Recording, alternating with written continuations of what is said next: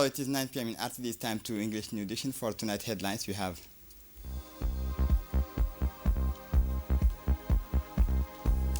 the head of state shares the 19th meeting of the Council of Ministers.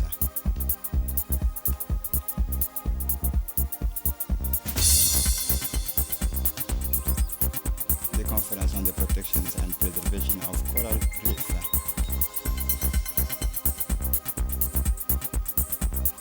For the international scene, 40 Palestinians massacred in the Bambino house in Jabalia. Welcome to our newsroom. Under the chairmanship of His Excellency Ismail Omar Gele, President of the Republic, Head of Government, the 19 meetings of the Council of Ministers was held on Tuesday, 3 December 2024. The following texts were examined and approved. Minister of Economy and Finance in charge of Industry, the first issue draft law approving the financial account of the Djibouti Guarantee Fund for the 2023 financial year. For GAD's financial account for the 2023 financial year show incomes of 70 millions and expenses of 63 millions with a profit of 6 million. Income for the years amounted to 70 millions, down slightly due to the reductions of the subsidies, 3.1 millions. Income comprises guarantee fees of 4 millions and the government subsidies of 66.2 million. Operating expenses consists of all staff costs, which fell slightly 5.3 million. They will fall from 49.5 million in 2022 to 44.1 million in 2023. Other operating expenses fell to 17.1 million in 2023 from 17.2 million in 2022. Cash and cash equivalent amounted to 1.86 billion in 2023, compared with the 810.7 million in 2022. Other receivable amounted to 11.3 million in 2023, compared with the 14.5 million in 2022, represent the government subsidies receivable and prepaid expenses. FOGAD has mobilized 667 million in the form of credit covering 189 loans. The Ministry of Higher Education and Research, the second issues draft law approving the financial account of the financial account for the 2023 financial year of the Higher Institute of Health Sciences. The ISSS 2023 financial account show incomes of 279 million and expenses of 287 million. Income for the year decreased from 285.7 million in 2022 to 279.7 million in 2023. The fall in incomes is due to reductions in own revenues, in particular registration fees for continuing education and income from rental of the amphitheater. The government grants will fall from 239.3 million in 2022 to 237.1 million in 2023. Expenses for the year will increase from 247.5 million in 2022 to 287.9 million in 2023. This increase is due to higher operating expenses, in particular purchases and external charges up to 16.7 million and social security charges up to 21.5 million, with the payment of fees for the organizations of competitions in 2023. ISSS has 51 employees. In 2023, ISSS invested more than 28.2 million in software, hardware, tools, and IT equipment. In the course of 2023 academic years, ISSS welcomed 414 students in initial and continuing training for higher technicians, divided into 17 streams. 5 of the classes of 2021-2023 have completed their trainings and left ISSS. The teaching staff is made up of 18 permanent instructors and 92 part-time instructors. The third issue draft law approving the financial account of the University of Djibouti for the 2022 financial year. The financial account of the University of Djibouti for the financial year 2022 are closed in incomes are at 3 billion in expenses and 3.5 billion incomes for the year fell to 121.2 million. It will amount to 3.27 billion in 2022, compared with the 391 billions in 2021. This income is made up of tuition fees for initial training to 182.5 million, tuition fees and incomes from continuing education 95.1 million, and the government subsidies to 2.7 billion. The government subsidies will rise from 2.882 billion in 2021 to 2.714 billion in 2022. The university's expenses are falling to 3.5 billion. The items affected by the fall are acquisitions, external services, and exceptional expenses. Personal costs amounted to 2.19 billion in 2022, compared with the 2.14 billion in 2021, and represent 63% of total costs. So during the 2022 period, the University of Djibouti welcomed 11,216 students. The number of staffs was 557, compared with the 574 in 2021. The Ministry of Budget, the first question, draft decree establishing the remit and organizations of the Department of Large Enterprises. The draft decree concerning the creations of a Director General for large companies within the Director General for Taxations. This text is part of a global approach aimed at modernizing the management of public revenue by taking into account digital challenges. With this in mind, the DGI has launched a project to set up an integrated tax operations management system. So this new, more efficient system will replace the Agile tool designated in the early 20. For the tax authorities, the creations of the DGE represent an opportunity to rationalize and simplify new management procedure for large companies. Also, as soon as the DGE is launched, the procedure for payment by bank transfer should be generalized to all companies' taxes under the DGE's jurisdictions.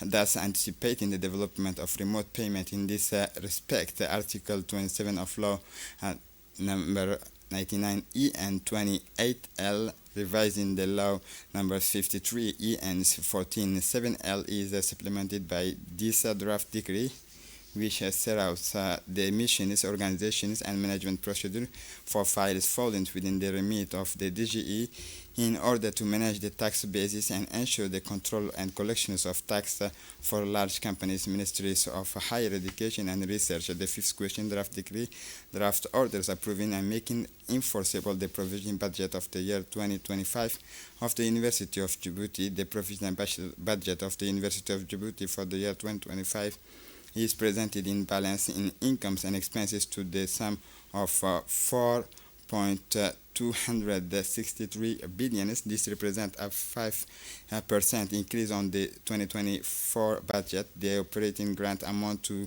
3.697 million, an increase of 81 million on the 2024 budget due to the recruitment of 22 new teachers and 15 administrative staff. The investment grant amounted to 201 million and has increased. The investment budget is 318 million, an increase of 75 million, and is intended to cover expenditure on ordering new books, fitting out new laboratories, purchasing laboratories, equipment, and building sanitary facilities on campus. In 2025, the University of Djibouti also plans to set up a massive open online courses studio. The university's budget depends on the numbers of students it enrolls, which stands at 11,658 for the start of the 2024-2025 academic year. The university welcomed 3,992 baccalaureate holders this year, compared with 4,125 the previous year. In terms of teaching, it is planning to set up a new professional bachelor courses and to continue the process of masterization of courses with the creations of the 2 masters in accounting and auditing and another in financial engineering. The sixth question, draft order creating and setting out the conditions for obtaining the grad masters operating theater nurses diploma from the Higher Institute of Health Sciences (ISSS). This draft decree defines the conditions for obtaining the state diploma in operating theater nursing, conferring a master's degree. The training leading to the state diploma in operating theater is open to candidates who hold the state diploma in nursing and have worked for at least 5 years in healthcare service. The course lasts 2 continuous years. The aim of this training is to enable state qualified operating theater nurses to provide high quality care as part of a multi-professional team. This draft describes the training standards, know-how, and associated knowledge to be acquired during the training leading to the diploma. The adoptions of this draft text demonstrate the government's desire to train specialists in several fields capable of contributing to and meeting the development needs of the national health system. The 7 questions, a draft decree creating and setting out the conditions for obtaining a master's degree in health management from the Higher Institute of Health Sciences. This draft order is concerned the creation of a new diploma entitled the Cadre de Santé Grade Master to be introduced at the Higher Institute of Health Sciences at the start of the 2023-2024 academic year. The training leading to the diploma is open to candidates who hold the state diploma in higher health technicians and have worked for at least 5 years in a healthcare services or training institute. The training takes place over 2 continuous years. The aim of the training is to prepare students to carry out the functions of leading and managing a care unit by providing them with the necessary knowledge and practical skills and their applications to their professional file. This project describes the training repository, the know-how, and the associated knowledge to be acquired during the training leading to the diploma. The adoption of this draft decree aims to strengthen the human resources of our health systems and to offer opportunities for further studies through the LMD training pathway. The Minister of Health, the 8th question, draft order approving and making enforceable the provisional budget 2025 of the University Hospital Center of Djibouti. The 2025 provisional budget of the University Hospital of Djibouti is presented in revenue at 5 billion 401 million and in expenditure of 5 billion 401 million. So the budget has increased by 297.3 million. It will rise from 5.1 billion in 2024 to 5.4 billion. The CHU revenue is made up of incomes from services to 1.8 billion and the state subsidies of 3.5 billion, and which 678 million it is marked for investment. Operating expenditure is forecast at 4.47 billion in 2025 compared with the 4.75 billion in 2025. They consist of purchases 1.35 billion, other external expenses 849.5 million, exceptional expenses of 99.2 million, and personal costs of 2.167 billion. The latter represent 40.12% of the total budget.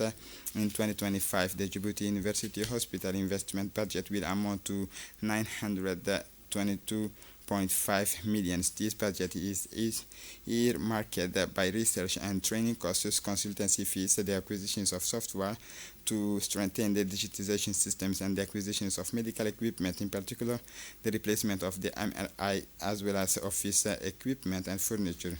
The Minister of Trade and Tourism, the 9th question, draft order approving the provisional budget of the Djibouti Industrial and Commercial Property Offices for the year 2025. The ODPIC's 2025 provisional budget is presented in balance between incomes and expenditure at 312 million. So there is no change in the budgets as the 2024 budget has been renewed. The expected government subsidy is 162.9 million. The subsidies for the previous financial year 2024 amounted to 102.3 million.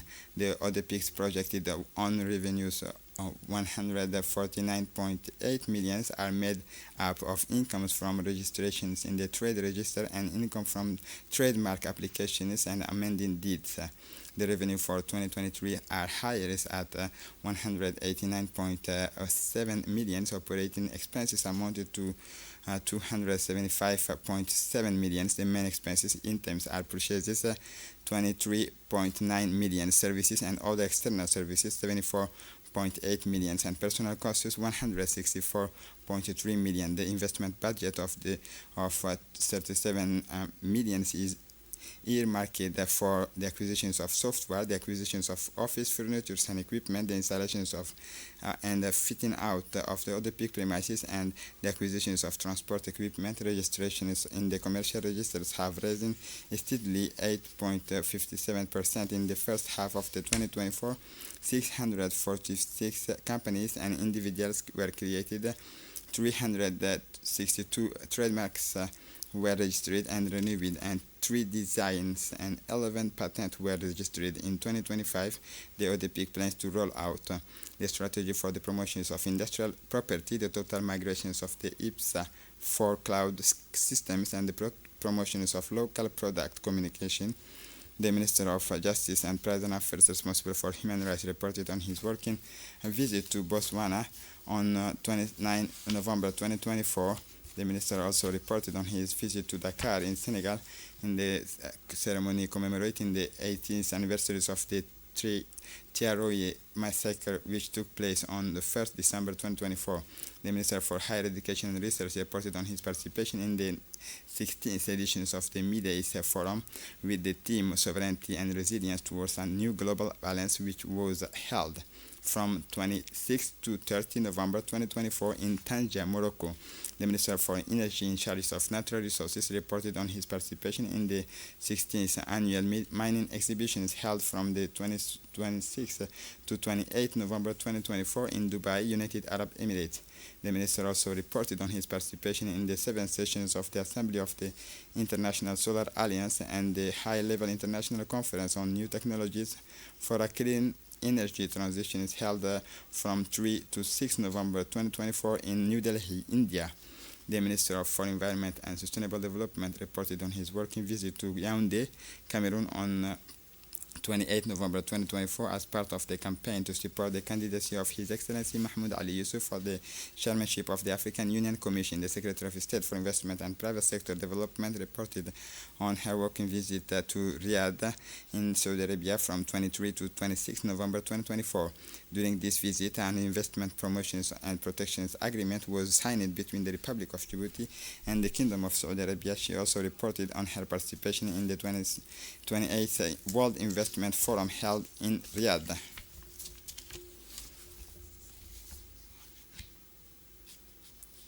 The President of the National Assembly welcomes a Chinese delegation this afternoon at the headquarters of the Djiboutian Parliament. The President of the National Assembly, Dileita Mohamed Dileita, received a delegation led by His Excellency Zhang Qinwei, Vice Chairman of the Standing Committee of the National People's Congress of China.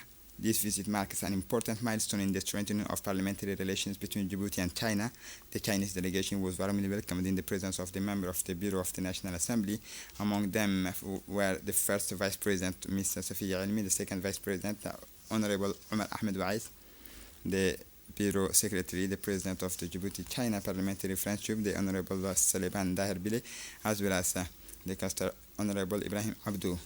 During their meeting, Dileita Mohamed Dileita and Mr. Zhang Qinwei discussed topics of common interest focusing on strengthening bilateral relations and exchanges between the respective parliamentary institutions. They also stressed the importance of increased collaboration in various fields, including governance and development. This meeting was followed by an official ceremony during which the Chinese delegation offered a batch of vehicles and offices computer to the National Assembly of Djibouti. This equipment aims to strengthen the operational capabilities of the parliament and symbolizes Chinese commitment to a strategic partnership with Djibouti. Mr. Zhang Qinwei reaffirmed China's commitment to supporting Djiboutian institutions in their missions and promoting fruitful dialogue between the two nations.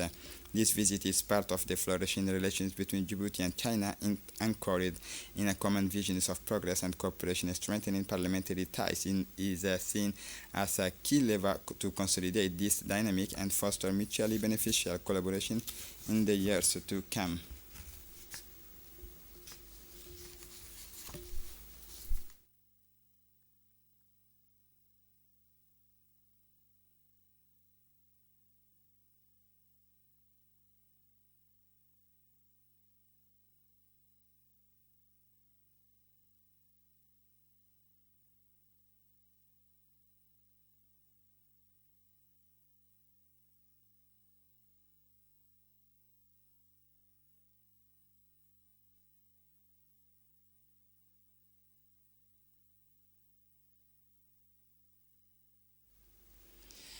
In his speech, the President of the National Assembly, His Excellency Dileita Mohammed Dileita, expressed his gratitude for these gestures, describing this contribution as a concrete reflection of the strong and lasting friendship relations between the two countries.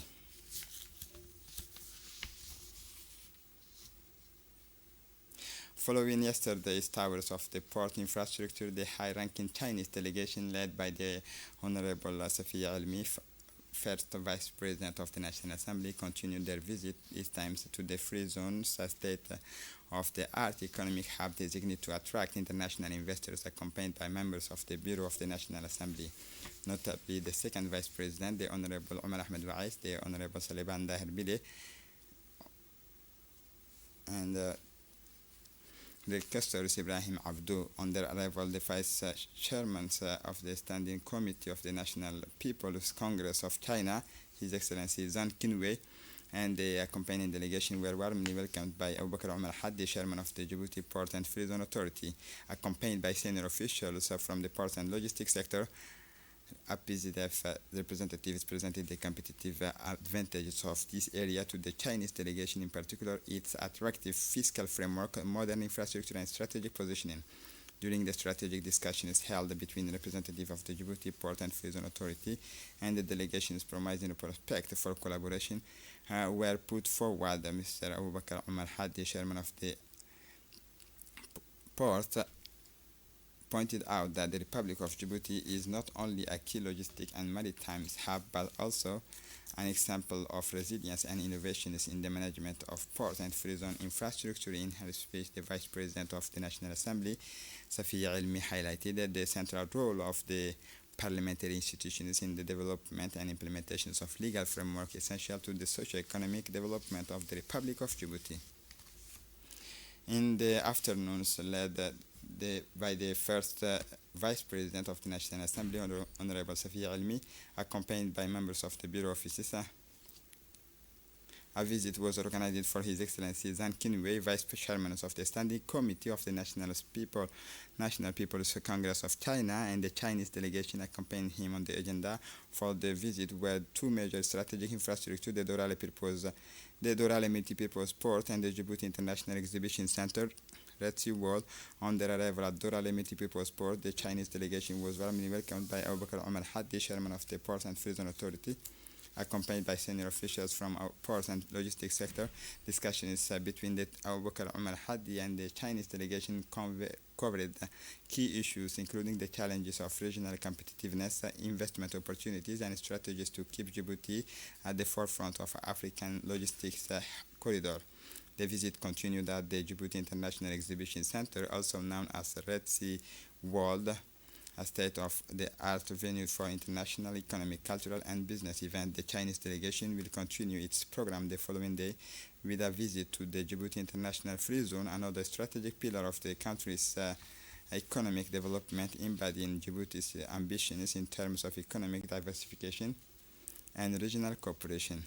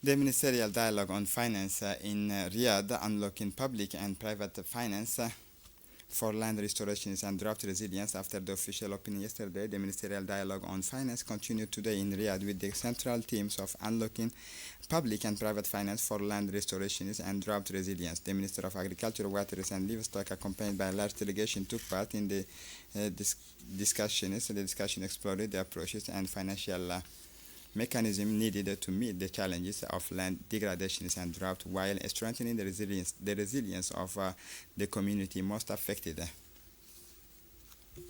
Under the patronage of the Port and Free Zone authorities, a major symposium was held on Sunday, 1st December, at the Ela Grand Hotel. The event focused on the preservation of coral reef, a priceless resource in our marine ecosystems. The symposium was attended by Hassan Muhammad Al-Bahim, the Minister of Infrastructure and Equipment, the Public Prosecutor of the Republic of Djibouti, and representatives of the national and international institutions such as the Djibouti Coast Guard and the National Navy. The aim was to raise awareness among national institutions of the importance of protecting this vulnerable habitat, which are essential to biodiversity and environmental balance. This initiative comes at alarming time with the recent groundings in Djibouti's territorial waters due to the increased crew fatigue. Another concrete example is the MV Rubimar, which was carrying almost 22,000 tons of fertilizer. These incidents highlight the fragility of this ecosystem in the face of human natural risk pressures, underlining the urgent need for collective actions aware of the importance of these issues for our countries and for the region. The chairman of the Ports and Free Zone Authority stressed that as a key players in the port sectors in economic development, the APIZA is actively committed to put in place concrete initiatives to ensure that our maritime activity fully respected the environment and contribute to the protection of our marine ecosystems. Two internationally renowned experts, Mr. Olivier Lebrun and Ms. Beatrice Goljak, PhDs in marine biology and ecology from the companies Creocean, shared their know-how. Their week-long field missions combined scientific studies and exploratory dives to assess the current state of Djibouti's coral reef. Finally, the conference highlighted the crucial role played by coral reef, which are not only home to a unique biodiversity but also play a key role in regulating marine ecosystems. A delegation from the regulatory councils of Djibouti's multi-sectoral regulatory authorities, led by the Council's chairman, Dr. Qasim Isaac Osman, and accompanied by Mr. Farah Ahmed Geddi, Director of Economy and Competition in Samarkand, paid a working visit to Senegal's Authority of Regulations and Telecommunication. The aim of the visit, which was designated to promote the sharing of experience and learnings, was to enable the Djibouti delegations to learn about best practices and building capacity in a number of key areas. As part of the sixth National Disability Week, the National Agency for Disabled People organized a ceremony to hand over the keys to electric motorbike for people with reduced mobility and to award the certificate of achievement to women with disability and mothers with disabled children who had taken the kittens and saving courses. The event was attended by the General Director of ANPH, Douale Said Mahmoud, the Director General of INAP, Sharmak Idris, the Director of Qatar Charity, and other officials. This initiative is part of a wider project to improve mobility for people with disabilities. Disabled women and mothers looking after disabled children have been given 6 months training in cutting and sewing.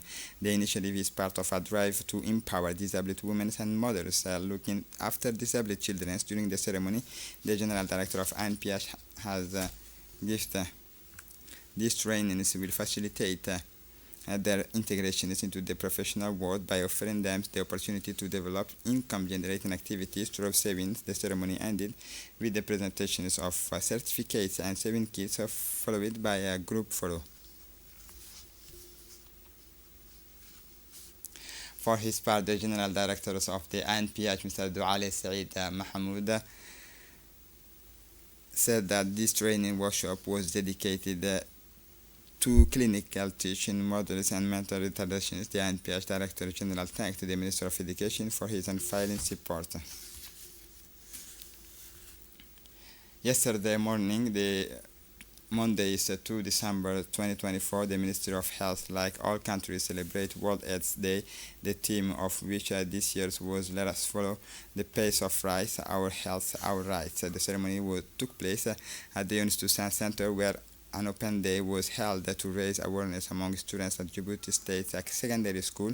The open day was launched under the aegis of the Secretary General for Health, Muhammad Ali Muhammad, who took part in a discussion session with the young people to inform them about ways of preventing HIV/AIDS sexually transmitted disease. From tomorrow and through the week, the Minister of Health will be working to disseminate mass awareness messages through the country via inclusive and participatory events. The Ministry of Health will employ a wide-ranging advocacy and effective communication campaign for the World AIDS Day 2024, highlighting innovations and additional specific tools and materials in line with the global theme. As part of the technical and operational capacity building project for the actions forums of the National Associations and NGO for Sustainable Development, the NGOs PLA and IRICA organized a specialized training on research and evaluation techniques and methodologies. The event took place at the People's Palace from December 3 to 5, 2024. This training, which brought together key players from the associated sectors, aims to strengthen the skills of participants in the evaluations of sustainable development projects in order to ensure greater effectiveness of actions carried out on the ground. The speakers shared practical tools and methodological approaches adapted to the local challenges. This initiative is part of the desire to provide civil society actors with the necessary tools to evaluate and improve the impact of projects on the ground. This is an important step for sustainable development and the promotions of good practices in the sector. The training addresses topics such as data collection techniques and analysis methods. The Play to Learn project from USAID, implemented by Mott MacDonald, organized yesterday in collaboration with the MENFOP, a ceremony to hand over school kits and teaching materials to students and at the private school BILA. This initiative is part of the effort of the government of Djibouti and USA to reduce the financial and social barriers that limits access to education, particularly preschool, and for many children it aims to improve access to quality, inclusive, and equitable preschool education for children from disadvantaged families in Djibouti. This event, which brought together representatives from USAID, MENFOP partners, private schools, and parents, illustrates the collective commitment to provide young Djiboutian children with the educational materials necessary for their learning and development. Kit containing essential supplies were given to the children, while teachers received teaching materials and other didactic supports to strengthen their educational practices based on playful pedagogy. In her speech, the Deputy Director of USAID in Djibouti highlighted the importance of this initiative. These kits are not only educational tools but also a symbol of our commitment to supporting the education of children from disadvantaged families and helping to reduce inequality in access to learning. The representative of the MENFOP, Fozia, head of the preschool department, highlighted the importance of this partnership to strengthen the capacity of private schools and ensure a stimulating learning environment for all children, regardless of their conditions. Apparently speaking, in the local languages, on behalf of the beneficiaries' families, expressed her gratitude by stating this support is an opportunity for our children. These materials will allow them to start their learning in better conditions and grow up with confidence. By distributing these kits and educational and teaching materials, USAID and its partners reaffirmed their determination to provide Djiboutian children with the necessary opportunities. New milestones reached for the development of the operational capabilities of the Djiboutian Coast Guard with the arrivals of the two 35-meter patrol boat. Two patrol boats arrived at the port of Djibouti aboard the Furang Song and were launched on Sunday, December 1st, 2024, before joining the floating bridge set up for their use, named Saad Omar Gelle and Muhammad Ali Kako. These two patrol boats are the result of the excellent relations between the Republic of Djibouti and Japan, and were acquired by the Djiboutian Coast Guard as part of the third phases of the capacity building project jointly managed by the Djiboutian Coast Guard and the Japan International Cooperation Agency JICA. These two patrol boats will significantly strengthen the scope of the Djiboutian Coast Guard's maritime security and safety missions at both the national and regional levels, equipped with the latest navigation technologies and adapted to local maritime conditions. They represent a considerable asset for the executions of the institution's mission.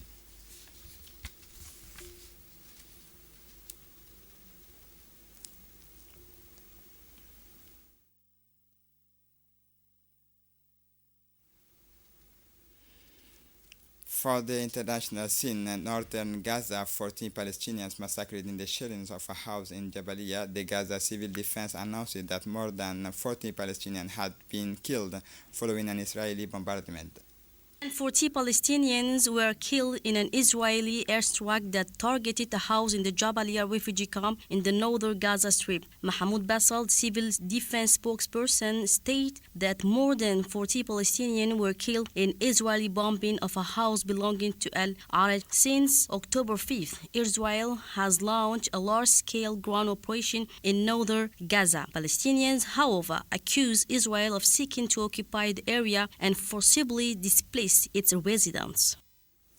And this is it for the news. Thanks for watching us. Have a good evening.